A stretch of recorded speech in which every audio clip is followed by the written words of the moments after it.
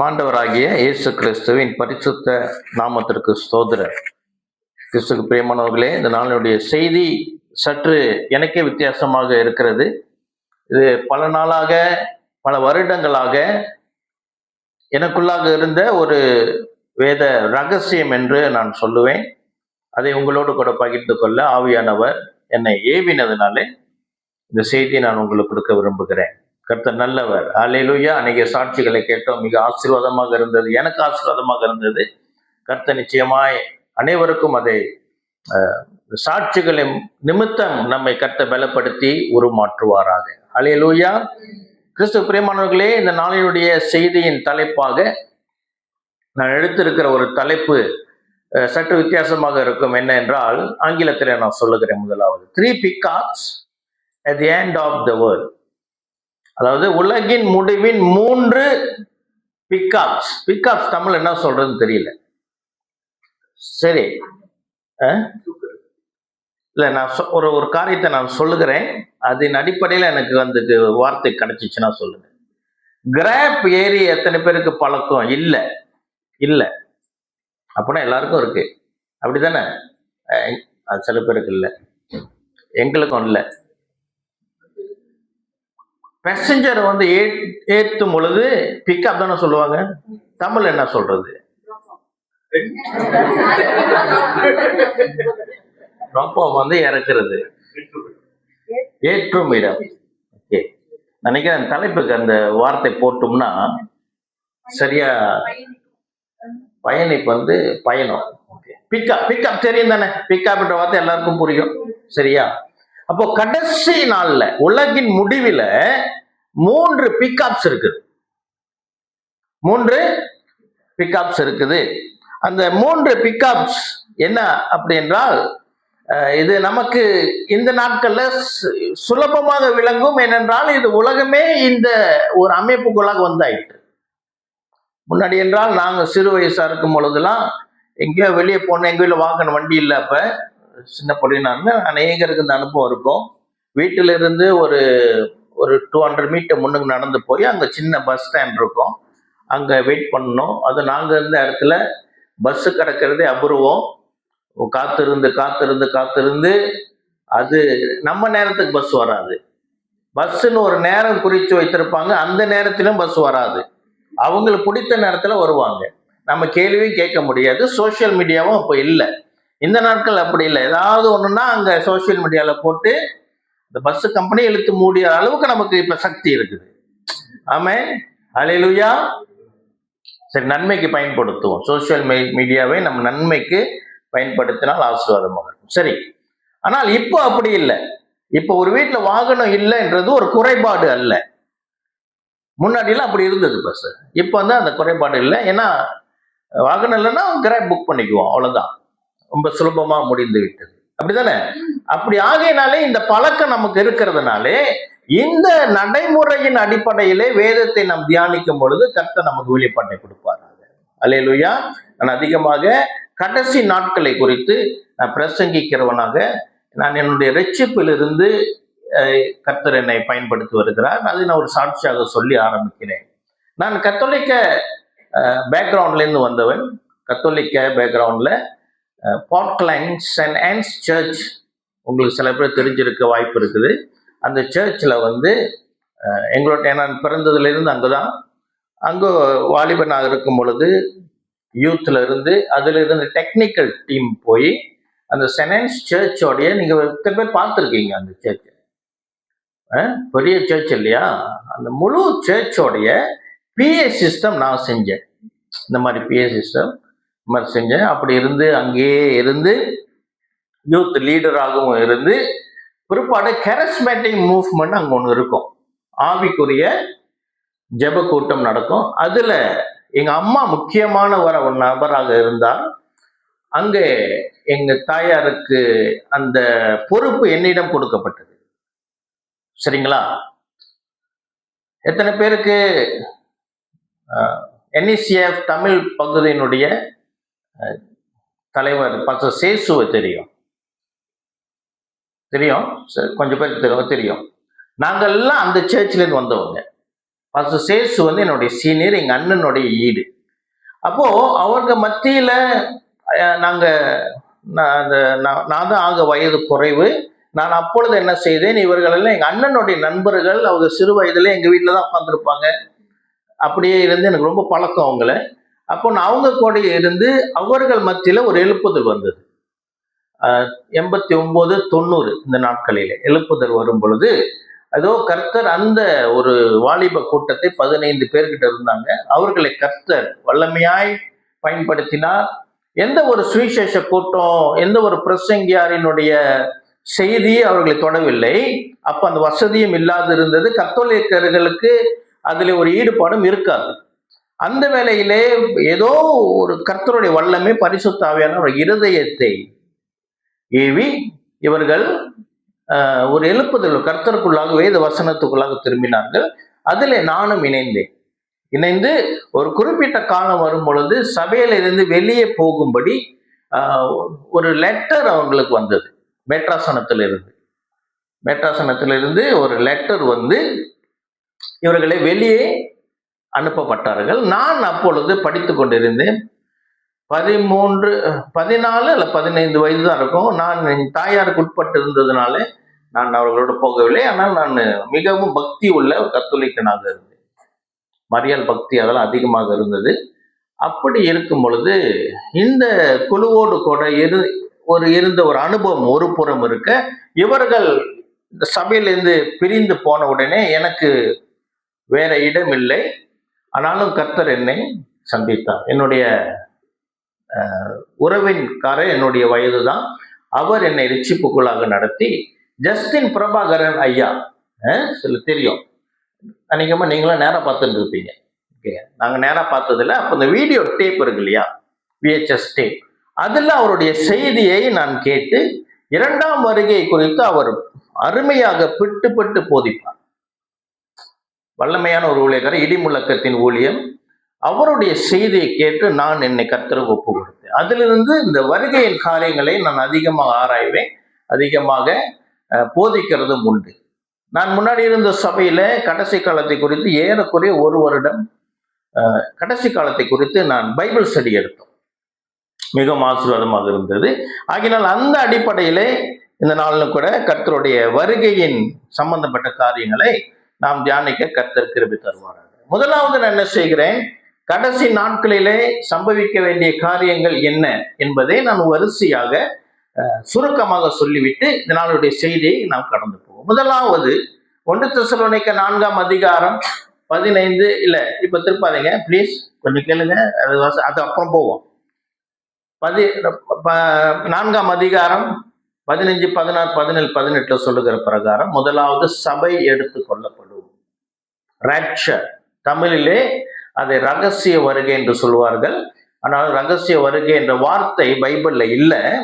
ஆகிலும் அதை பற்றி குழப்பிக்கொள்ள வேண்டாம். கர்த்தர் வருகிறது, நமக்கு எப்போ வருவார் என்று தெரியாது. அந்த காலம் நமக்கு ரகசியமாக வைக்கப்பட்டிருக்கிறதுனால ரகசிய வருகை. சரிங்களா?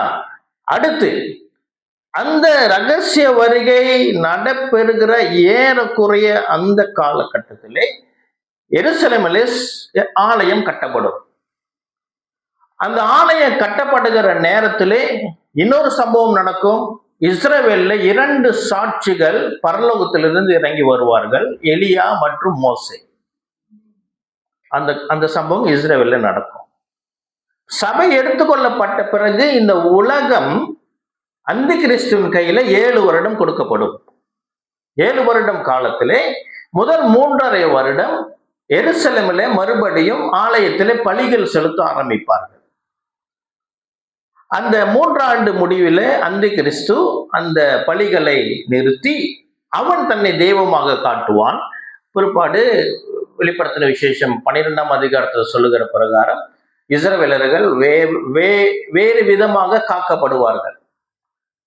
அந்த 3.5 வருடத்திலிருந்து கடைசி 7 வருடம் முடிவு வரைக்கும் அந்தி கிறிஸ்து அவனை வணங்காதவர்களும் கையிலாவது நெற்றியிலாவது அவனுடைய முத்திரை எடுக்காதவர்களையும் அவன் துன்பப்படுத்தி கொலை செய்வான்.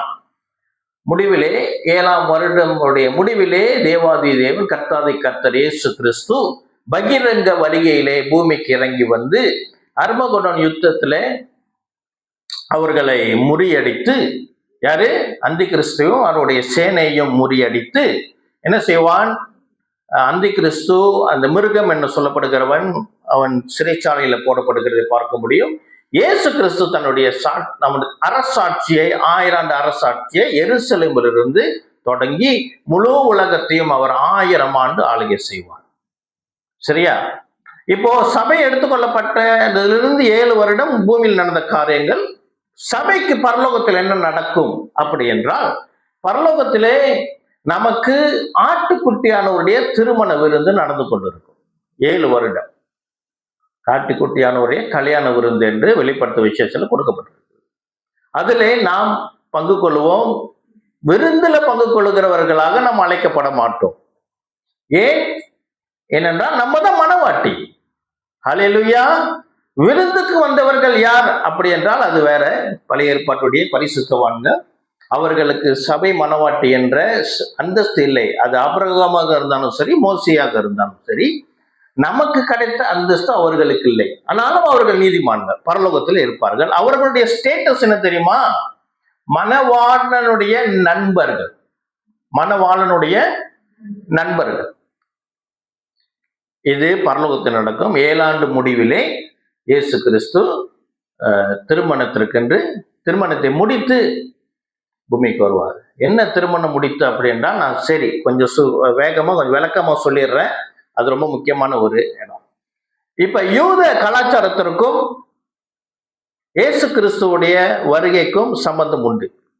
யூத கலாச்சாரத்திலே அவர்கள் நிச்சயதார்த்தம், யூத கலாச்சாரம் மாத்திரமல்ல, அவர்களை சேர்ந்த அவர்களை சுற்றி இருந்த தேசங்களில் இருந்த ஒரு பழக்கம் என்னவென்றால், முதலாவது நிச்சயதார்த்தம் நடக்கும். நிச்சயதார்த்தம் சொல்லும் பொழுது அது நமக்கு நல்ல விளங்கும். ஏன்னா நம்முடைய கலாச்சாரத்துல நம்ம இன்னும் அதை நம்ம செய்கிறோம். அப்படித்தானே?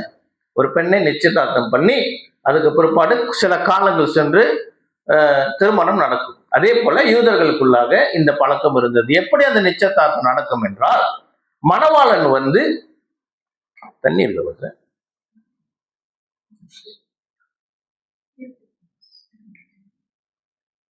அதாவது ஒரு பையன் திருமணத்துக்கு தயாராகிட்டான், திருமண வயசு வந்துருச்சு அப்படி என்றால், அவருக்கு பொண்ணு பார்க்கிற பொறுப்பு அப்பா கிட்ட தான் இருக்கு. யார்கிட்ட இருக்கு? அப்பா கிட்ட தான் இருக்கு. அப்பா என்ன செய்வார்? பொண்ணை பார்த்து நியமிச்சுட்டு மாப்பிள்ளை கிட்ட சொல்லுவாரு, இவர் தான் பொண்ணு, இதான் உனக்கு பொண்ணு பார்த்துக்க, இதுதான் பொண்ணு அப்படின்று. மணவாளன் என்ன செய்வார்? பெண்ணு வீட்டுக்கு சென்று அவர்கள் நிச்சயதார்த்த அடையாளமாக பல காரியங்கள் உண்டு. முக்கியமாக என்ன என்றால், மணவாளனும் மணவாட்டியும் என்ன செய்வார்கள்? திராட்சை ரசத்தை குடிப்பார்கள்.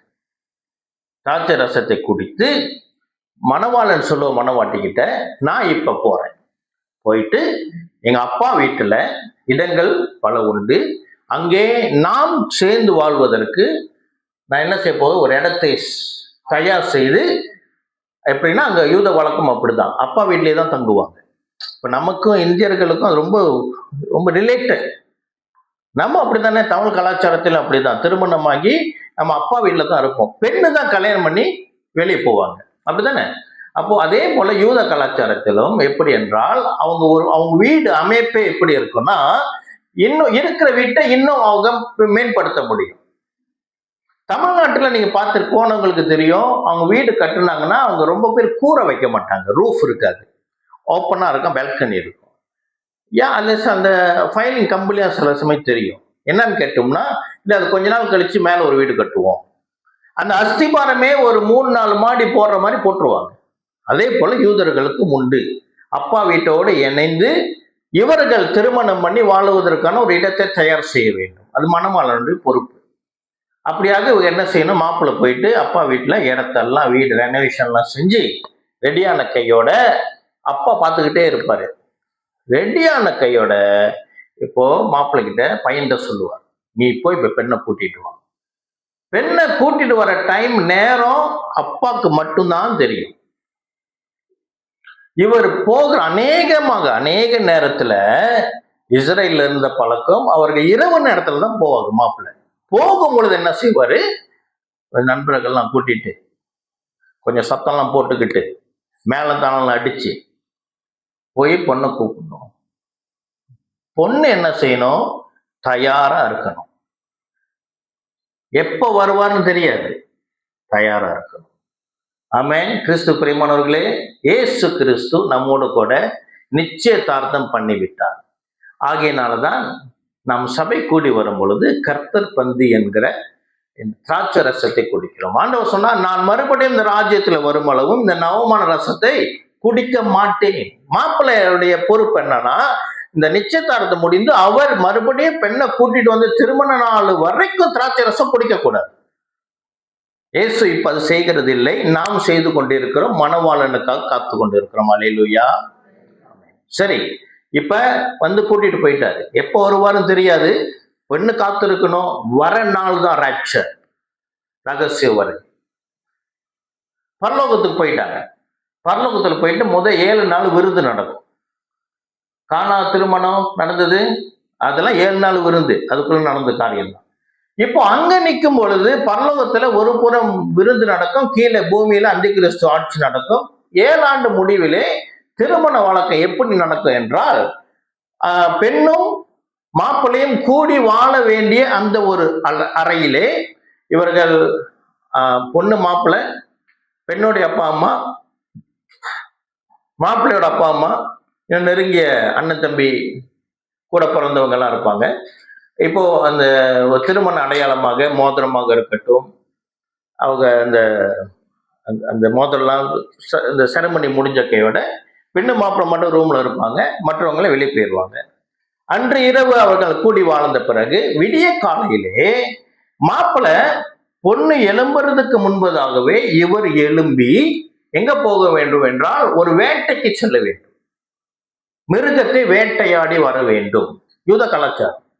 வேட்டையாடி வரும் பொழுது என்ன மிருகத்தை வேட்டையாடி கொண்டு வருகிறாரோ அந்த பிரகாரம் அந்த மணவாளனுடைய பெயர் விளங்கும். ஒரு சிங்கத்தையை வேட்டையாடி கொண்டு வந்துட்டாரு, இவர் நிறைய வேட்டையாடி கொண்டு, இவர் முயலை தான் பிடிக்க முடிஞ்சா அப்படின்னு ஒரு வழக்கம் இருக்கும். அப்படியாக கிறிஸ்து பிரியமானவர்களே, சபை எடுத்துக்கொள்ளப்பட்டு பரலோகத்திலே 7 ஆண்டு ஆட்டுக்குட்டியானவருடைய திருமணம் விருந்து முடிந்து 7 ஆண்டு முடிவிலே திருமணமும் நமக்கும் இயேசு கிறிஸ்துவுக்கும், அது ஆவிக்குரிய திருமணம், நம்ம சரீரத்தோடு போயிட வேண்டாம். சரியா? ஆவிக்குரிய காரியங்கள் நிறைவேறின உடனே இயேசு பகிரங்க வருகையிலே பூமிக்கு வந்து மிருகம் என்ற பிசாசை அவர் பிடிப்பார். அல்லேலூயா. ஆகையினாலே இது நாம் விளங்கிக் கொள்ள வேண்டும். இதுதான் கடைசி நாட்களில் நடக்கக்கூடிய சம்பவங்களுடைய சின்ன சுருக்கமாக சொல்லியிருக்கிறேன். சரியா? இப்போ இந்த 3 பிக்அப்ஸ் சொன்னல, 3 பிக்அப்ஸ் பைபிள் எங்கெங்க இருக்குது என்று நாம் தியானிப்போமாக. அல்லேலூயா. தயாரா இருக்கிறீங்களா? ஐ எம் வெரி எக்ஸைட்டட் இந்த சப்ஜெக்ட் பேசுறதுக்கு. நான் ரொம்ப காலமா இந்த இருதயத்தில் இருந்தது. இன்று பரிசுத்த ஆவியானவர் அனுமதி கொடுத்திருக்கிறார். அல்லேலூயா. சரி, முதலாவது மத்தேயு 13ஆம் அதிகாரம்.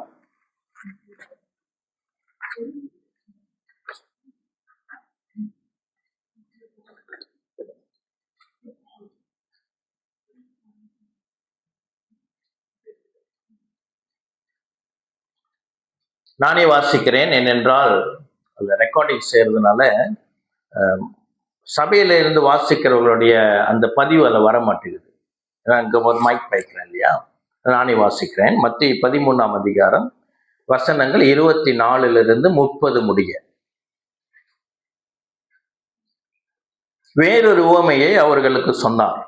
பரலோக ராஜ்யம் தன் நிலத்தில் நல்ல விதையை விதைத்த மனுஷனுக்கு ஒப்பாய் இருக்கிறது.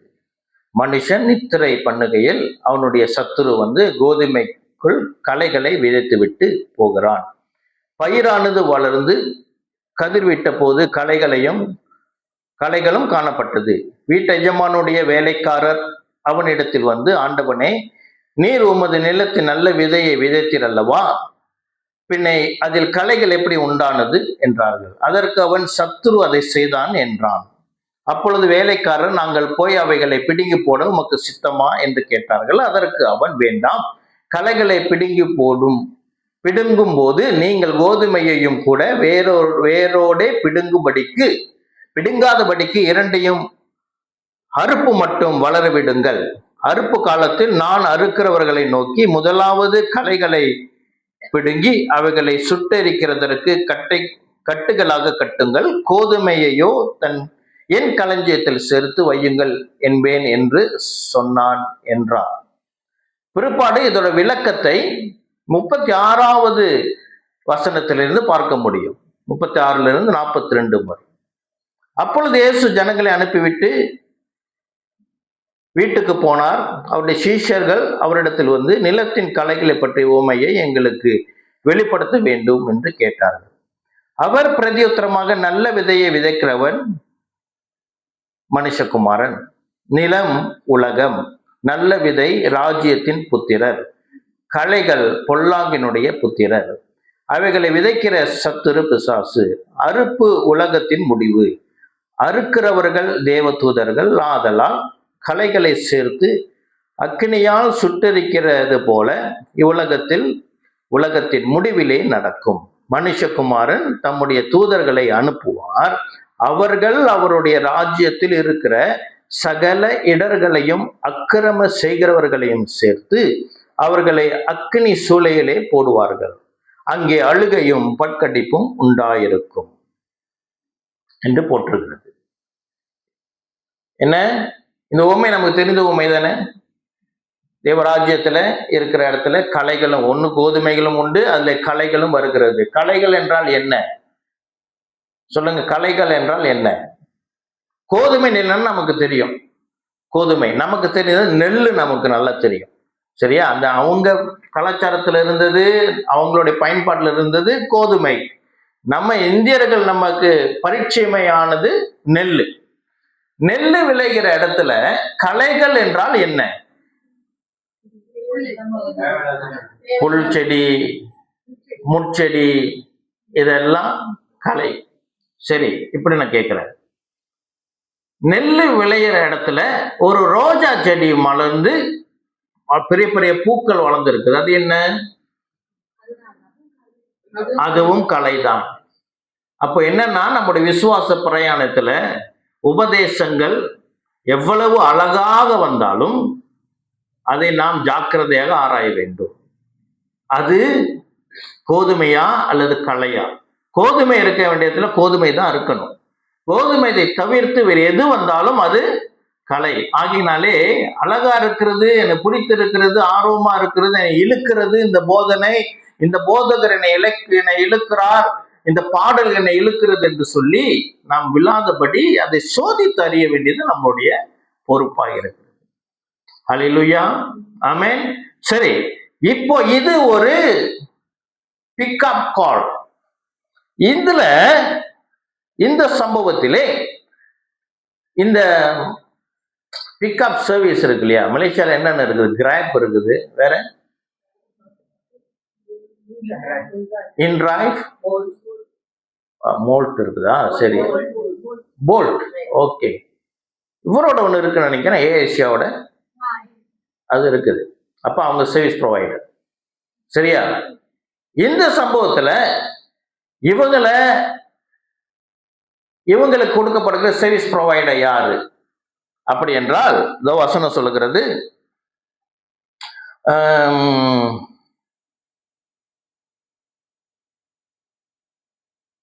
46ஆம் வசனம், மனுஷகுமாரன் தம்முடைய தூதர்களை அனுப்புவார்.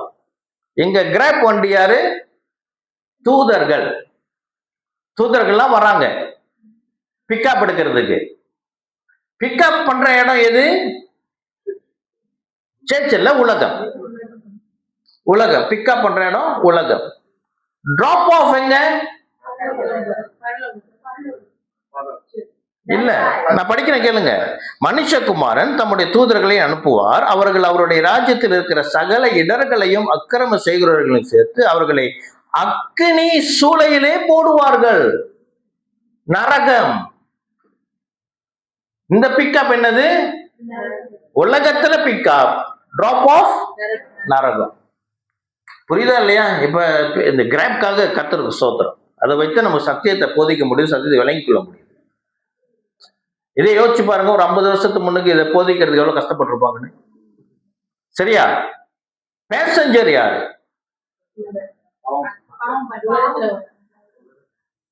பேசஞ்சர் யார் அப்படி என்றால், இதோ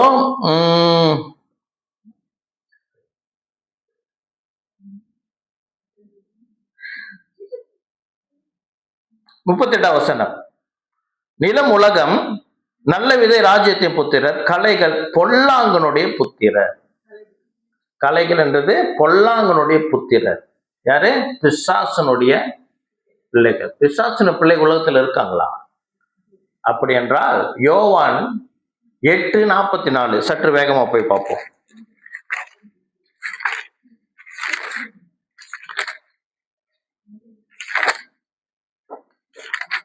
யோவான் 8:44 முதல் பகுதியை மட்டும் நான் வாசிக்கிறேன். யோவான் எழுதின சுவிசேஷம் 8ஆம் அதிகாரம் 44ஆம் வசனம். நீங்கள் உங்கள் பிதாவாகிய பிசாசானவனால் உண்டானவர்கள். அப்ப பிசாசுக்கு இந்த உலகத்துல புத்திரர்கள் உண்டு, பிசாசுடைய பிள்ளைகள் உண்டு. சரியா? பிசாசுடைய பிள்ளைகள் என்ன செய்வார்களாம்?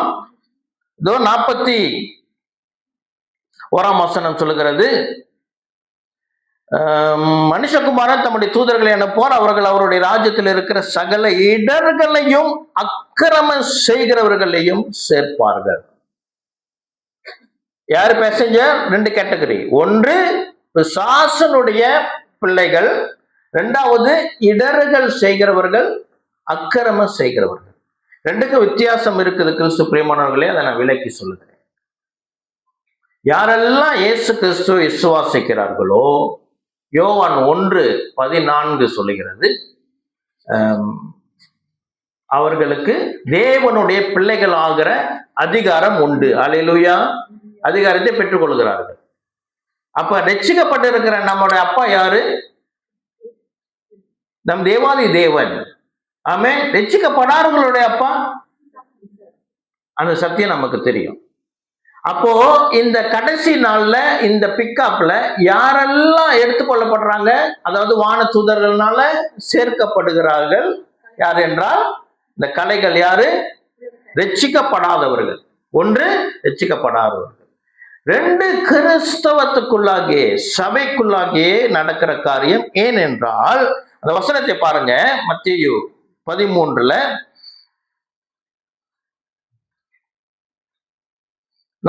வசனத்துல ஒரு வார்த்தையை நம்ம கவனிக்கணும். மனுஷகுமாரன் தம்முடைய தூதர்களை அனுப்புவார், அவர்கள் அவருடைய ராஜ்யத்தில் இருக்கிற. கிறிஸ்து பிரியமானவர்களே, ரட்சிக்கப்பட்டவர்கள் தான் தேவராஜ்யத்தில் இருக்கிறோம். ரட்சிக்கப்படாதவர்கள் தேவராஜ்யத்தில் இல்ல. 2வது பேசஞ்சர் யார் தெரியுங்களா? இந்த கலை, அறுக்கப்படுகிற கலை தேவராஜ்யத்திலே இருக்கிறவர்கள். அவர்கள் யாராம்? அவர்கள் இடர்களையும் அக்கிரமமும் செய்கிறவர்கள். இடர்கள் குறித்து மத்தியில ஒரு வசனத்தை வாசிக்க முடியும். எனக்கு நேரம் பத்தாது, அங்க போல. நீங்க வாசிச்சு கொள்ளுங்க. மத்தேயு நினைக்கிற 18, மத்தேயு 18 7ஆம் 8ஆம் வசனம். நீங்க பிற்பாடு இல்ல ரைட் மத்தேயு 18 7 8 இடர்கள் உண்டாக்குறவர்களை குறித்து அங்கு ஆண்டவர் சொல்லுகிறார். சரி, நம்ம என்ன செய்வோம்? கொஞ்சம் வேகமா போவோம். முதலாவது பிக்கப் என்ன? இந்த பூமியில நடக்கும் வானதூதர்கள் இடர்கள் உண்டாக்குறவர்களையும் பாவம் செய்கிறவர்களையும் ரட்சிக்கப்படாதவர்களையும் வானதூதர்கள் எடுத்து எங்க போடுவார்கள்? நரகத்திலே போடுவார்கள். சரியா?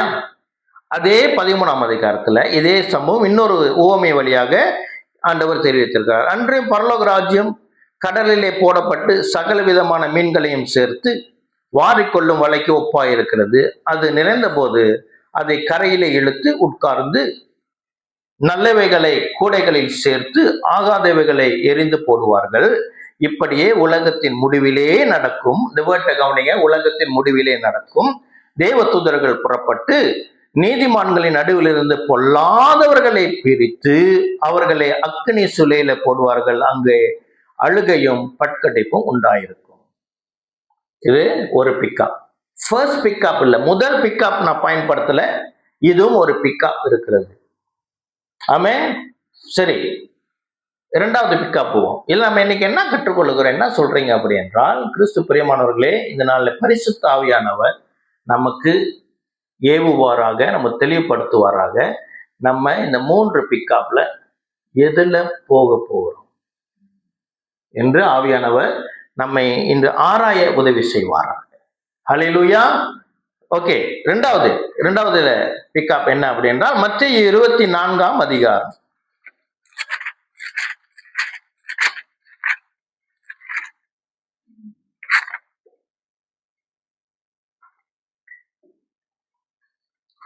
வசனம் 29 34 முடிய.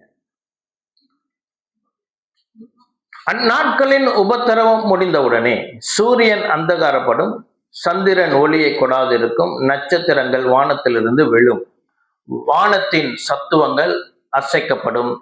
அப்பொழுது மனுஷகுமாரனுடைய அடையாளம் வானத்தில் காணப்படும். அப்பொழுது மனுஷகுமாரன் வல்லமையோடும் மிகுந்த மகிமையோடும் வானத்தின் மேகங்கள் மேல் வருகிறதை பூமியில் உள்ள சகல கோத்திரத்தாரும் கண்டு புலம்புவார்கள். வலுவாய் தொனிக்கும் எக்கால சத்தத்தோடே அவர் தமது தூதர்களை அனுப்புவார். என்னது? யாரை அனுப்புவாராம்? தூதர்களை அனுப்புவார்.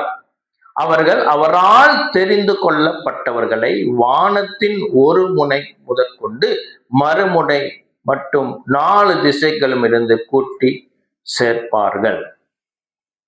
இது 2வது பிக்கப். இதுல என்ன நடக்குது? ஆண்டவரே, இது கலைகள் அல்ல, ஆண்டவரே வானதூதரை அனுப்புறார். இதுல சர்வீஸ் ப்ரொவைடர் யாரு? வானதூதர்கள். பிக்கப் பாயிண்ட் எது? உலகம். டிராப் ஆஃப் பாயிண்ட் இல்ல, அதுவும் அல்ல. பிக்கப் பாயிண்ட் உலகமே. எங்க தெரியுமா? 1000 ஆண்டு அரசாட்சி. நல்லா பாருங்க, சபை எடுத்துக்கொள்ளாயிற்று. உலகத்துல இப்ப கைவிடப்பட்டவர்களும் உலகத்தாரும் யூதர்களும் இருக்கிறார்கள். 3 தரப்பு ஜனங்கள் இருப்பார்கள். ஒன்று யூதர்கள், ஒன்று கைவிடப்பட்ட கிறிஸ்தவ ரட்சிக்கப்பட்டவர்கள், கைவிடப்பட்டவர்கள். 3வது யார் இருப்பான்னா உலகத்தை ரட்சிக்கப்படாதவர்கள் இருப்பார்கள். சரியா? இப்ப யூதர்களுக்கு ஒரு காலம் குறிக்கப்பட்டு இருக்கிறது. ரோமர் 11ஆம் அதிகாரம், சற்று வேகமா திருப்புவோம். ரோமர் 11ஆம் அதிகாரம்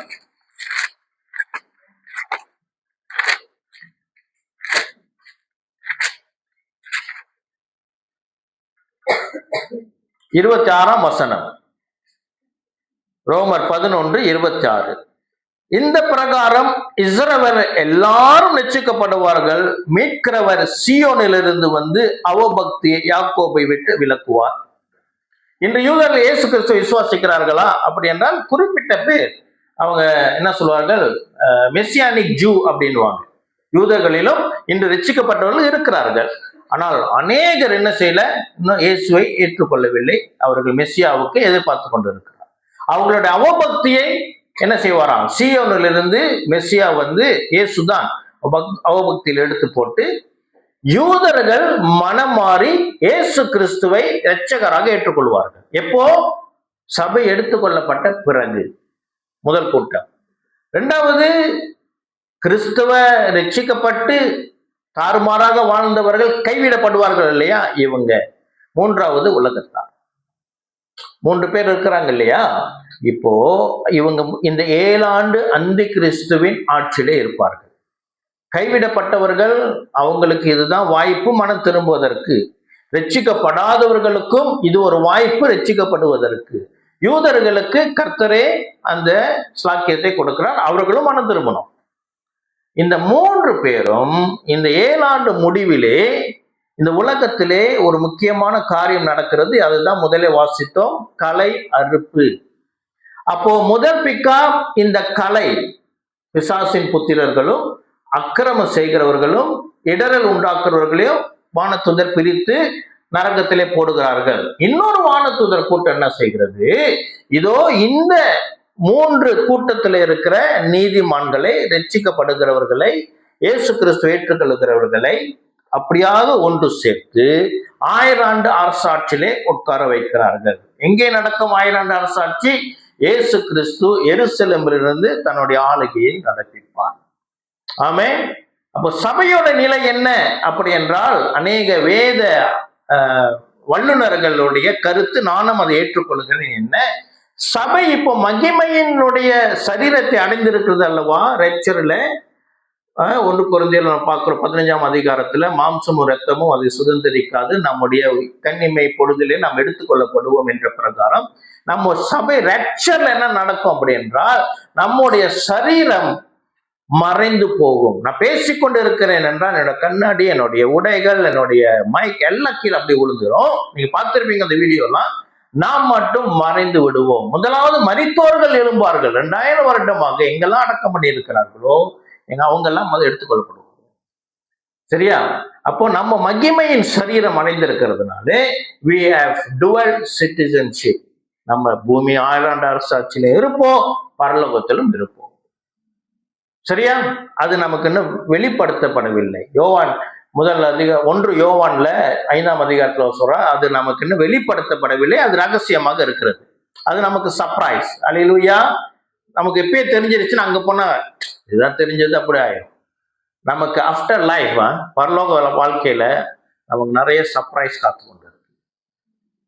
சரியா? நினைச்சுக்காதீங்க வேதத்துல நம்ம வாசிக்கிற பிறகு அங்க போய் நின்னோம் அந்த ஆண்டவரை துதிச்சுக்கிட்டே இருக்கணும், அது இல்லை. மெனிமோ மெனிமோ மெனிமோ அங்க காத்து கொண்டு இருக்கு. அல்லேலூயா. சரி, இது 2வது பிக்கப். 1000 அரசாட்சியில இவங்க விழப்படுறாங்க. 3வது பிக்கப் போகுமா? 3வது 1 தெசலோனிக்கே 4ஆம் அதிகாரம்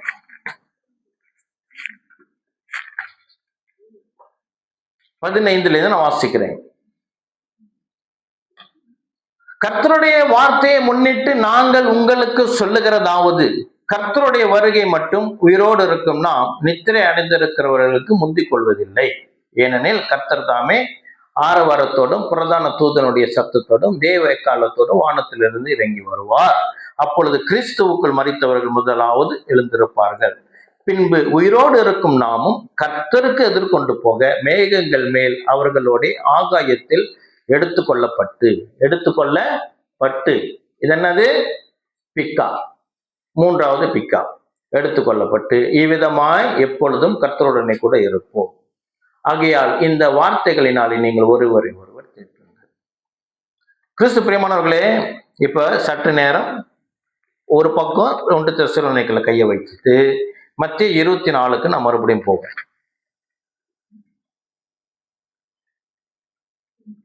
இது ராப்சர் தானே வாசிச்சோம். சரி, மத்திய 24ஆம் அதிகாரத்துல 25 நான் வாசிக்கிறேன். இதோ முன்னதாக உங்களுக்கு அறிவித்திருக்கிறேன், ஆகையால் அதோ வனாந்தரத்தில் இருக்கிறார் என்று சொல்லுவார்களானால் புறப்படாதிருங்கள். இதோ அறை வீட்டில் இருக்கிறார் என்று சொல்வார்களானால் நம்பாதிருங்கள். மின்னல் கிழக்கிலிருந்து தோன்றி மேற்கு வரைக்கும் பிரகாசிக்கிறது போல மனுஷகுமாரனுடைய வருகையும் இருக்கும். மனுஷகுமாரனுடைய வருகை இருக்கும். கிறிஸ்து பிரியமானவர்களே, அநேக கிறிஸ்தவர்களுக்கு இருக்கிற குழப்பம் என்ன? ரப்சர் இருக்குமா? இயேசு வருவாரா? அநேகர் விசுவாசத்தை விட்டே போனதும் உண்டு. வருவார் சொன்னாங்க, இன்னும் தான் வருவார். 1 பேதுருல சொல்றாரு, கடைசி நாட்கள்ல ஜனங்கள் இப்படி இருப்பார்களாம். சரியா? இன்னொன்று, இந்த ராப்சர்ல 3 விதமான தியரி இருக்குது. ப்ரீ என்ன வார்த்தை வைப்பாங்க, ப்ரீ ட்ரைபுலேஷனல் ராப்சர், மிட், அப்புறம் போஸ்ட். அதாவது உபத்திரவ காலத்துக்கு முன்பதாக சபை எடுத்துக்கொள்ளப்படும், உபத்திரவ காலத்தின் நடுவிலே சபை எடுத்துக்கொள்ளப்படும், உபத்திரவ காலத்தின் முடிவிலே சபை எடுத்துக்கொள்ளப்படும்.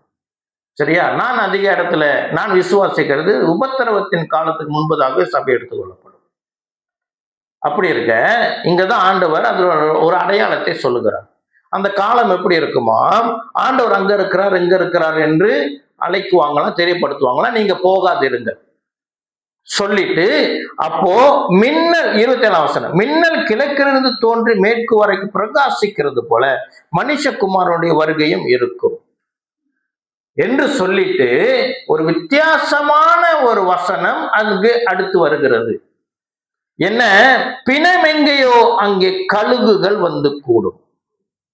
இதுக்கு என்ன அர்த்தம்? கிறிஸ்து பிரியமானவர்களே, அநேக வேத வல்லுநர்கள் என்ன நம்புகிறார்கள், இது ஆர்மகடன் யுத்தத்தை சம்பந்தப்பட்டதாக இருக்கும். ஏன்னா ஆர்மகடன் யுத்தம் எப்படி நடக்கும் என்றால், இதோ கர்த்தராகிய இயேசு கிறிஸ்துவை எதிர்த்து நிற்பதற்காக அந்தி கிறிஸ்துவும் உலக இராணுவமும் என்ன செய்யும், ஆர்மகதோன் என்று சொல்லப்படுகிற இடம் இஸ்ரேல் இருக்குது, மெகிதோ பள்ளத்தாக்கு, அங்கே போய் ஒரு யுத்தத்தை இயேசுவிடம் செய்வதற்கு தயாராக நிற்பார்கள். அப்போ ஆண்டவராக இயேசு கிறிஸ்து அங்கேருந்து வரும் பொழுது அவருடைய வாயிலிருந்து புறப்படுகிற வல்லமை அவர்களை கொன்றுவிடும். அப்போ பிணங்கள் அங்கு மிகுதியாக இருக்கும். ஆகையினால வெளிப்படுத்த விசேஷத்துல சொல்லப்படுகிற பிரகாரம், இதோ சூரியனிலே நிற்கிற ஒரு தூதன் பறவைகளுக்கு அழைப்பு விட்டு, இதோ நீங்கள் இந்த மாம்சங்களை தின்னுங்கள் என்று சொல்லுகிற பிரகாரம், இதோ இஸ்ரவேலை மாண்டு போன இந்த பிரேதங்களை சுத்தப்படுத்துவதற்கு கர்த்தர் கழுகுகளை அனுப்புவார். கழுகுகள் என்றால் அது ஒரு விதமான கழுகுகள் பார்த்துருக்கீங்களா? வல்ச்சர், தலை மொட்டையா இருக்கும், அது பிணத்தை தின்னும். உங்களுக்கு ஒண்ணு தெரியுமா, இந்த மெகிதோ பள்ளத்தாக்கு சுற்றி காலத்துல கழுகுடைய சுபாவம் என்ன அப்படி என்றால், அது 2 முட்டை போடும். 2 முட்டையிலிருந்து 2 கழுகு குஞ்சுகள் வரும். ஒன்று பலத்திற்கும், ஒன்று வீக்கா இருக்கும். இது இயல்பு. அப்போ இந்த கழுகு என்ன செய்யும், இந்த வீக்கா இருக்கு இல்லையா, அதை தானே கொன்றுவிடும். அந்த பலத்தது வளரும். இது காலகாலமாக உள்ள ஒன்று. கடந்த ஒரு 30 வருடமாக இந்த சயின்டிஸ்ட்க்கு ஒரு பெரிய குழப்பம் என்னவென்றால், இப்போ கழுகு 2 முட்டை போடுறது இல்லை, அது 7-8 முட்டை போடுதான். 7-8 சம்டைம் 13 கூட போதும். என்ன காரணம்? அல்லேலூயா, வருகைக்காக இந்த இயற்கை தயாராகி விட்டது. சபையோ? நல்ல ஒரு கேள்வி. அல்லேலூயா, நம்ம தயாரா இருக்கிறோம். அதனால தான் இன்னைக்கு இங்க இருக்கிறோம். அல்லேலூயா. சபைக்கு வராதவர்கள் வெளியே ரொம்ப பேர் இருக்கிறாங்க. ரட்சிக்கப்பட்டவங்களை சொல்றேன். அல்லேலூயா. இது நடக்கும். அப்போ பிணம் எங்கேயோ, கழுகுகள் கூடும். ஆனால் இந்த கான்டெக்ட் நம்ம படிச்சு பார்த்தோம்னா, இது நான் ஏறக்குறைய ஒரு 20 வருடத்துக்கு முன்பதாக, ப்ராபப்ளி மோர், இதை பிரசங்கிக்கும் பொழுது பிரசங்கத்திலே சொன்னேன், இதோட அர்த்தம் எனக்கு தெரியவில்லை என்று நான் சொல்லிவிட்டேன். ஆனால் கர்த்தருக்கு சோதரன், 20 வருடத்துக்கு பிறகு ஆண்டவர் இதோட சத்தியத்தை எனக்கு கற்றுக் கொடுத்தார். அதுதான் இன்று நான் உங்களுக்கு சொல்ல போகிறேன். கிறிஸ்து பிரியமானவர்களே, பிக்அப்ஸ் பத்தி பார்த்துக்கிட்டு இருக்கிறோம். பிக்அப்ஸ்ல பிக்அப் யாரு? சர்வீஸ் ப்ரொவைடர் இல்ல, ஏஞ்சல்ஸ், வான தூதர்கள். 2வது பிக்அப்ல யாரு சர்வீஸ் ப்ரொவைடர்? ஏஞ்சல்ஸ். 3வது பிக்அப்ல இல்ல, 1 தெசலோனிக்கர் 4 அதிகாரம். ஏனெனில் கர்த்தர் தாமே ஆரவாரத்தோடும் பிரதான தூதனுடைய சத்தத்தோடும் தேவ எக்காலத்தோடும் வானத்திலிருந்து இறங்கி வருவார். அப்பொழுது கிறிஸ்துவுக்குள் மரித்தவர்கள் முதலாவது எழுந்திருப்பார்கள். பின்பு உயிரோடு இருக்கும் நாமும் கர்த்தருக்கு எதிர்கொண்டு போக. ஆமென். இல்ல, ஏன் தெரியுமா? கர்த்தருடைய வல்லமை தன் மனவாட்டியை இழுத்து கொள்ளும். பிணம் எங்கேயோ, மன்னிக்கவும், பிணம் எங்கேயோ கழுகுகள் தானாய் கூடும். என்ன சொல்றீங்க? இயேசுவை பெண்ணன்னு சொல்றீங்களா? இயேசு ஒரு தடவை பிணமானா, தப்பு அல்ல. இப்போ ஒரு பழமொழி இருக்குது, அது எப்படி சொல்றது சபையில, கொஞ்சம் மாத்தி சொல்றேன். ஈயும் கக்காவும் போல இருக்கா இல்லையா? நல்ல வார்த்தையா அது? பாஸ்டர் மனைவியே சொல்றாங்க. அது அவ்வளவு நல்ல வார்த்தை இல்லை தானே? ஆனா பழமொழியில இருக்குதா இல்லையா? அப்போ பிணம் எங்கேயோ கழுகுகள் கூடும் என்பது அவர்களுடைய சொல் வழக்கம். அவங்க கலாச்சாரத்துல, பேச்சு வழக்கத்துல இருக்க ஒரு வார்த்தை, அவர்களுக்கு விளங்கினது. நமக்கு அது கொஞ்சம் கஷ்டமா இருக்கு. அப்போ என்ன செய்யும்? சபையோட வல்லமை ஒன்று, இயேசு கிறிஸ்துவோடைய வல்லமை ஒன்று, வருகையில 2ம் தானாக சேர்க்கப்படும். அல்லேலூயா. அங்கு வான தூதர்களுக்கு வேலை இல்லை. ஏன்னா நாம் வான தூதர்களை விட மேலானவர்கள். என்ன சொல்றீங்க? வேதம் அப்படி சொல்லிய, வான தூதனை விட சற்று சிறியவனாக அல்லவா என்னை படைத்திருக்கின்ற வேதம் சொல்லுகிறது. அங்கு ஒரு மொழி பெயர்ப்பிலே ஒரு கோளாறு உண்டு. ஆக்சுவலி அங்க வான தூதனை விட சற்று சிறியவனாக அல்ல, தேவனை விட சற்று சிறியவனாக கர்த்தர் நம்மை படைத்திருக்கிறார். ஆங்கில பைபிளை பாருங்க, லிட்டில் லோவர் தென் காட்னு போட்டிருக்கும். நம்ம வான தூதர்களும் மேலானவர்கள் மறந்து விடாதீங்க, நம்ம வான தூதர்களையும் நாம் நியாயம் விசாரிக்கிறவர்களாக ஒரு நாள் இருப்போம். ஹல்லேலூயா. நம்முடைய அந்தஸ்து மேலான அந்தஸ்து. இப்படி இருக்க இந்த மூன்றாவது பிக்கப்ல சர்வீஸ் ப்ரொவைடர் இயேசு கிறிஸ்து, பிக்கப் பாயிண்ட் உலகம், டிராப் ஆஃப் பாயிண்ட் பரலோகம். ஹல்லேலூயா. மெசஞ்சர் யார்? மெசஞ்சர் யாரு? ஹல்லேலூயா. எத்தனை பேர் நானுன்னு சொல்றீங்க? ரொம்ப பேருக்கு குழப்பமாவே இருக்கு, நான் போவனா இல்லையான்னு யோசிச்சுக்கிறீங்க. எத்தனை பேர் சொல்லுங்க ரப்சர் நான் போறேன்? ஹல்லேலூயா சொல்லுங்க சத்தமா. ஹல்லேலூயா. நமக்கென்று ரப்சர் காத்து கொண்டு இருக்கியா? கர்த்தர் வருவார். ஹல்லேலூயா. ஏறக்குறைய ஒரு 30 வருடமாக இதிலே நான் கற்று ஆராய்ந்து கேட்ட பல வேத அறிஞர்களோட உட்கார்ந்து பேசின காரியத்தை அடிப்படையில நான் விசுவாசமாக சொல்லுகிறேன், கிறிஸ்து பிரியமானவர்களே, ஆண்டவர் இயேசு சபை எடுத்துக்கொள்ள வரப்போகிறார். அல்லேலூயா. வருகை இல்லை என்று பொல்லாத கெட்ட உபதேசங்களை கேட்டு நீங்கள் நம்பி விடாதிருங்கள். கர்த்தர் வரப்போகிறார். சரியா? இப்போ யாரு இந்த பிக்கப்புக்கு தகுதி உள்ளவர்கள் என்று வேதம் நமக்கு கற்றுக் கொடுக்கிறது. நம்ம பார்ப்போமா? 1 தெசலோனிக்கர் 3ஆம் அதிகாரம்.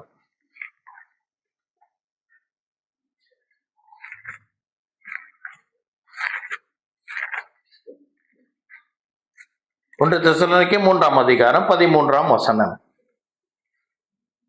இவ்விதமாய் நம்முடைய கர்த்தராகிய இயேசு கிறிஸ்து தமது பரிசுத்தவான்கள் அனைவரோடு கூட வரும் பொழுது நீங்கள் நம்முடைய பிதாவாகிய தேவனுக்கு முன்பாக பிழையற்ற பரிசுத்தம் உள்ளவர்களாயிருக்கும்படி உங்கள் இருதயங்களை ஸ்திரப்படுத்துவாராக.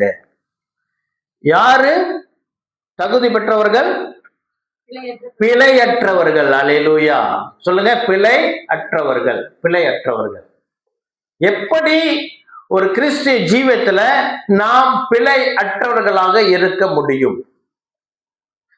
எப்படி நாம் பிழையற்றவர்களாக இருக்க முடியும் என்றால், வேதம் நிச்சயமாய் நம்ம கற்றுக் கொடுக்கணுமா இல்லையா? இருக்கணுமா இல்லையா? முந்தின வசனத்தை வாசிப்போம். இது ஷார்ட்கட். 2 வசனங்களை காட்டப் போகிறேன். கடைசி நாட்கள்ல நம்மை பரிசுத்த பிழையற்றவர்களாக இருப்பதற்கு நாம் என்ன செய்ய வேண்டும்? 2 வசனங்கள் அல்ல. ஒன்று இது, நாங்கள் உங்களிடத்தில் வைத்திருக்கிற அன்பு கொப்பாய் நீங்களும் ஒருவரிடத்தில் ஒருவர் வைக்கும் அன்பிலும் மற்ற எல்லா மனுஷரிடத்தில் வைக்கும் அன்பிலும் கர்த்தர் உங்களை பெருகவும் நிலைத்தோங்கவும் செய்து, கோமா தானே போட்டிருக்கு உங்க பைபிள்ல, கோமா தானே போட்டிருக்கு. அப்ப அந்த வசனம் முடியல. செய்து இவ்விதமாய், அல்லேலூயா, இவ்விதமாய் நீங்கள் பிழையற்றவர்களாய் இருக்க முடியுமா? என்ன தெரியுமா? இதோ சபைக்கு எழுதுகிறார் பவுல், சொல்லுகிறார், ஒருவரைக்கு ஒருவர் நீங்கள் அன்பாய் இருக்க வேண்டுமா? அல்லேலூயா. சபையில இந்த கடைசி நாட்கள்ல இல்லாத ஒரு காரியம் என்ன? எல்லா சபைகளிலும் இந்த காரியம் இருக்காது. என்ன தெரியுமா? அன்பு இருக்காது. ஆண்டவரை சொன்னா கடைசி நாட்கள் எப்படி இருக்குமாம்? அன்பு தணிந்து போகுமாம். ஆக கிறிஸ்து பிரியமானவர்களே, கடைசி நாட்கள்ல நானும் நீங்களும் அந்த பிளைட்டை பிடிக்கணும், அந்த பிக்கப்ல நானும் நீங்களும் இருக்கணும். அப்படி என்றால் சபையில முதலாவது ஒருவருக்கொருவர் அன்பா இருக்கணும். நான் நினைக்கிறேன் ஆவியானவர் பேசிக் கொண்டு இருக்கிறார். அல்லேலூயா.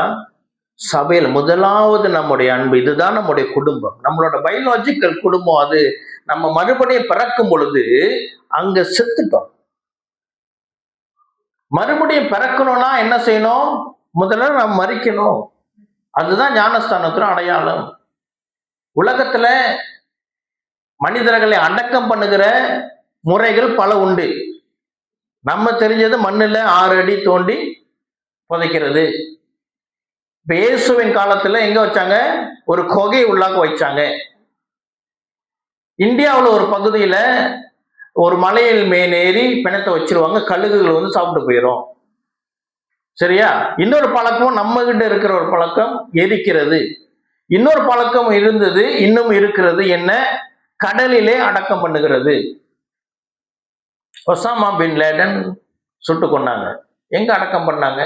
யாருக்காச்சும் தெரியுமா? அவருடைய சரீரத்தை பெற்றுக்கொள்வதற்கு யாருமே வரல. அதனாலே இவர் இந்த உலகத்துக்கு ரொம்ப அக்கிரமம் செய்திருக்கிறார் என்று அவங்க தீர்மானித்து சொல்லி கடலிலே அடக்கம் பண்ணினார். கொஞ்சம் கூகுள் பண்ணி பாருங்க, உங்களுக்கு தெரியும். அப்போ அடக்கம் பண்ணுவதற்கான ஒரு இடம் தண்ணீர். ஞானஸ்தானத்துல அதான் செய்கிறோம். தண்ணீரே நம்ம அடக்கம் பண்ணப்படுகிறோம். பண்ணி மறுபடியும் பிறக்கிறோம், வெளியே வருகிறோம். ஒரு குழந்தை எதிலிருந்து வெளியே வரும்? Water bag. ஆமென். நம்ம மறுபடியும் பிறந்திருக்கணும். அப்படி என்றால் நம்ம முதல் பிறப்புல நம்ம பயாலஜிக்கல் ஃபேமிலி இருக்கிறாங்க இல்லையா, ஸ்பிரிச்சுவலி நம்ம செத்துட்டு அவங்க நம்ம கனெக்ஷன் இல்லை. ஸ்பிரிச்சுவல் சொல்றேன்.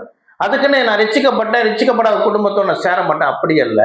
நாம் அவங்க மத்தியில் இருந்து அவர்களை கிறிஸ்துவுக்குள்ளாக வழி நடத்த வேண்டும். அதான் நம்மளோட பிரதான நோக்கம். நல்லா கேட்டுக்கங்க. ஒருவேளை இந்த உபதேசம் நீ கேட்டிருக்க மாட்டீங்க. நம்ம ரட்சிக்கப்படாத உறவினர்கள், கூட பிறந்தவர்கள், சம்டைம் ஈவன் பேரண்ட்ஸ் ரட்சிக்கப்படலை, மேபி அவர் சில்ட்ரன் ரட்சிக்கப்படலை. அப்படி என்றால் நமக்கும் அவங்களுக்கும் ஸ்பிரிச்சுவலி நோ கனெக்ஷன். நமக்கும் அவங்களுக்கும் ஒரு கனெக்ஷன் இருக்குது, ஒரு தொடர்பு இருக்குது என்றால் என்ன? சுவிசேஷம் மாத்திரமே. அவங்க கூட சேர்ந்து இந்த ஆட்டம் போடுறது, குடிக்கிறது, அது இது எதுவுமே இருக்கக்கூடாது. ஏன்னா நாம் கிறிஸ்துவின் சாயல் உடையவர்கள். வசனம் சொல்லுகிறது, இருளுக்கும் ஒளிக்கும் சம்மதம் ஏது. சொந்த குடும்பமாக இருந்தாலும் நம்ம கிறிஸ்துவின் சாட்சியாக மாத்திரம்தான் அவங்களோட இணைஞ்சிருக்கோம். நான் ஒரு நேரம் சம்மதித்தால் ஒரு எக்ஸாம்பிள் அருமையான வச்சிருக்கிறேன், அதை பார்ப்போம். டைம் இருக்காது. முதலாவது என்ன? சபையிலே அன்பு கூற வேண்டும் ஒருவருக்கு ஒருவர். இரண்டாவது என்ன தெரியுமா? அதே வசனத்துல இருக்கு. என்னவா? நீங்களும் ஒருவரிடத்தில் ஒருவர் வைக்கும் அன்பிலும் மற்ற எல்லா மனிதத்தில் வைக்கும் அன்பிலும். இதுதான் சொன்னேன். இது என்னது? மற்ற ரட்சிக்கப்படாத குடும்பம், நண்பர்கள், வேலை செய்யற இடத்துல இருக்கிறவங்க, படிக்கிறவங்க, எல்லார் இடத்துல என்ன செய்யணுமா? அன்பு செய்ய வேண்டும். We must love them. நீ ரட்சிக்கப்படல, நீ அந்த மதத்தை சேர்ந்தவன், நீ இப்படி செய்யறவன், நான் அவங்ககிட்ட சேர மாட்டேன், சேராதீங்க. அது உண்மைதான். அன்பு செலுத்த மாட்டேன்னு சொல்லக்கூடாது. நம்ம அவங்களை நேசிக்கணும், அன்பு செலுத்த வேண்டும். கிறிஸ்து பிரியமானவர்களே, பேச்சில் அன்பு இருக்கணும், நடக்கையில் அன்பு இருக்கணும். அன்பு சும்மா இருக்காது. அன்பு என்ன செய்யாது? சும்மா இருக்காது. ஏதாவது அன்புக்காக வசனம் கொஞ்சம் நமக்கு 1 Corinthians 13 அதிகாரத்தை படிச்சு பாருங்க. அன்பின் அதிகாரம் அவ்வளவு இருக்குது. சரி, அங்க போல என்னது? முதலாவது நம்ம இந்த பிக்கப்ல குவாலிஃபைட் ஆகணும் என்றால் சபையில ஒருவருக்கு ஒருவர் அன்பு செலுத்தணும். அது நமக்கு ஒரு வாய்ப்பு. கிறிஸ்து பிரியமானவர்கள், இதனால கர்த்தர் இங்க நம்ம தகுதிப்படுத்தி கொண்டு இருக்கிறார். ரெண்டாவது, உலகத்துல நம்ம அன்பு செலுத்தாதவங்க யாராவது இருக்கிறாங்களா அப்படின்னு நம்ம பட்டியலை எழுதி போட்டு பண்றால் அந்த பட்டியல் எப்படி இருக்கணும்னா இப்படி இருக்கணும், எம்டியா இருக்கணும். அதாவது நம்ம அன்பு செய்யக்கூடாதவங்க யாரு அப்படின்னு உங்ககிட்ட சொல்றேன். நீங்க பேர் எழுதுறீங்க தானே, எடுத்து பார்த்தோம்னா அது எம்டியா இருக்கணும். அப்ப நம்ம எல்லாரையும் அன்பு செலுத்தணும். ஹல்லேலூயா. இது 1 தெசலோனிக்கர் 3 அதிகாரம் 12, 13 அதிகாரத்திலே வந்த உபதேசம். இப்ப இன்னும் ஒரு ஆசீர்வாதமான இதை நம்ம தகுதிப்படுத்துகிற ஒரு காரியத்தை பேசுகிறேன். 1 பேதுரு 3 அதிகாரம் 9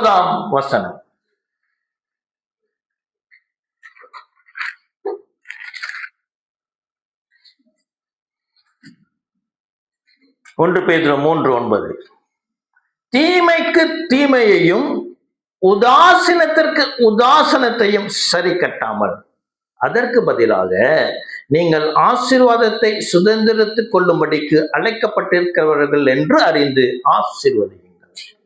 கிறிஸ்து பிரியமானவர்களே, இது நம்முடைய வழக்கத்திலே, உலகத்தில் எல்லா வழக்கத்திலும் உண்டு. என்னன்னா, தீமைக்கு தீமை சரி கட்டக்கூடாது நம்ம அறிந்திருக்கிறோம். உண்டா இல்லையா? ஒருத்தர் நமக்கு தீமை செஞ்சுட்டாங்க, நாமும் திருப்பி அவங்களுக்கு செய்யணும் அப்படின்னு கிறிஸ்தவர்கள் நம்ம செய்கிறது இல்லை. ஆனா கிறிஸ்தவர்களிடம் ஒரு பழக்கம் இருக்கிறது, அதை நான் காட்டுகிறேன். உதாசீனத்திற்கு உதாசீனத்தை சரி கட்டாதிருங்க. அப்படி என்றால் நான் ஒரு எக்ஸாம்பிள் காட்டுறேன். இப்ப யாரு, சரி பிரதர் நீங்க உதாரணம் தான் எடுக்கிறேன், தப்பா அடிச்சுக்காதீங்கயா. ஓகே, இப்ப உங்களுக்கு ஏதோ ஒரு காரணமாவில் உங்களுக்கு என்ன பிடிக்கல. என்ன காரணம்னா, என்ன மாதிரி தாடி உங்களுக்கு வரலையே அப்படின்னு உங்களுக்கு ஒரு வேலை தோணுது. உதாரணம் தான், ஐயோ இதை வீடியோவில் எடிட் பண்ணி வட்டி போட்டுறாதீங்கயா.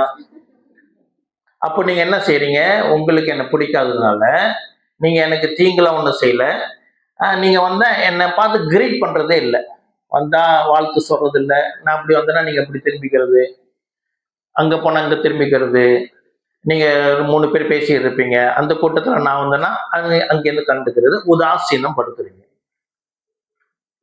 இது நம்ம வாழ்க்கை நடக்குதா இல்லையா? நம்ம உதாசீனப்படுத்துறாங்களா இல்லையா? நம்ம நன்மையா ஒன்று செய்வோம். என்ன தெரியுமா, ஒரு 3 நபர், இப்ப நீங்க ஒரு 3 நபரோட பேசி இருக்கிறீங்க, எனக்கு தெரியும் அந்த பிரதருக்கு என்ன பிடிக்காது, சரியா 3 பேர் பேசி கொண்டு இருக்கிறாங்க, நம்ம எதுக்கு அங்க போனோம், நம்ம இங்க உட்காந்துக்குவோமே. பிரதர் அங்க நிக்கிறாரு, சரி நம்ம ஏன் அவரை போய் டிஸ்டர்ப் பண்ணணும், நம்ம உட்காந்துக்குவோமே அப்படின்னு நம்ம இருந்துக்குவோம் தானே. அப்ப நம்ம என்ன செய்யறோம், உதாசீனத்திற்கு உதாசீனம் நாமும் செய்கிறோம். கிறிஸ்து பிரியமானவர்களே, இந்த அன்பின் வெளிப்பாடு என்னன்னா, நீங்க என்ன உதாசீனப்படுத்தினாலும் நான் வலிக்க வந்து, பிரதர் எப்படி இருக்கிறீங்க, உங்க தாடியும் நீட்டா வளரும் அப்படின்னு சொல்லி நான் உங்கள்கிட்ட பேசணும். இது இன்று ஆவியான நம்மோடு கூட பேசுகிறார். உதாசீனத்திற்கு ஒருவர் நம்ம உதாசீனப்படுத்தினார்னா நம்ம மேன்மையாக அவரை உதாசீனப்படுத்த நினைக்க கூடாது. வெக்கமான சூடு சொன்ன எல்லாத்தையும் விட்டு விட்டு நம்ம வலிக்க போயிட்டு அவர்களை என்ன செய்யணுமா, ஆசீர்வதிக்கணுமா. வசனம் என்ன சொல்றது, வாசிக்கிறேன், தீமைக்கு தீமையும் உதாசீனத்துக்கு உதாசீனத்தை சரி கட்டாமல் அதற்கு பதிலாக நீங்கள் ஆசீர்வாதத்தை சுதந்திரித்துக் கொள்ளும்படி. நல்லா கேளுங்க, இப்படி செய்யறதுனால என்ன நடக்கும், பிரதான ஆசீர்வாதம் காத்து கொண்டு இருக்குது, அவரோட சேர்த்துக் கொள்ளப்பட போகிறோம். அதோட சின்ன சின்ன ஆசீர்வாதம் என்ன, இந்த பணம் காசு வாங்கணும், இதெல்லாம் சின்ன சின்னது, அது ஒன்றும் பெருசு இல்லை. பெருசு நம்ம காத்து கொண்டு இருக்குது. அந்த ஆசீர்வாதத்தை சுதந்திரத்துக் கொள்ளி அழைக்கப்பட்டவர்கள் என்று அறிந்து தெரிஞ்சு கொள்ளுவோம். நமக்கு ஒரு ஆசீர்வாதம் காத்திருக்கியா, ஆகையினாலே நான் என்ன செய்யறேன், நான் உங்களையும் ஆசீர்வதிக்கிறேன், உங்களுக்காக ஜெபம் பண்ணணும். என்னை உதாசீனப்படுத்துறவருக்கு ஏதேனும் ஒரு குறை இருக்குன்னு நான் தெரிஞ்சதோ உடனே நான் ஆசீர்வதிக்கிறேன், எல்லாம் முடிந்தான். அல்லேலூயா. இது ரகசியம். ஒருவேளை நமக்குள்ள பாஸ்டர் சர்ச்சில் ஆசீர்வாதத்தை குறைச்சல் இல்லைன்னு தெரியும். ஆமென். கர்த்தர் எல்லாரையும் பாஸ்டருடைய அன்பினாலும் உபதேசத்தினாலும் ஆண்டவர் அனைவரும் ஆசீர்வதித்திருக்கிறார். இதற்கு நான் சாட்சி. ஆமென். அப்படி இருந்தும் ஒருவேளை எனக்கு ஆசீர்வாதத்திலே சற்று குறைபாடு இருக்கிறது என்றால், இதோ அது ஒரு ரகசியம். உங்களை உதாசீனப்படுத்துகிறவர்களை நீங்கள் உதாசீனப்படுத்தாமல் ஆசீர்வதிங்கள்.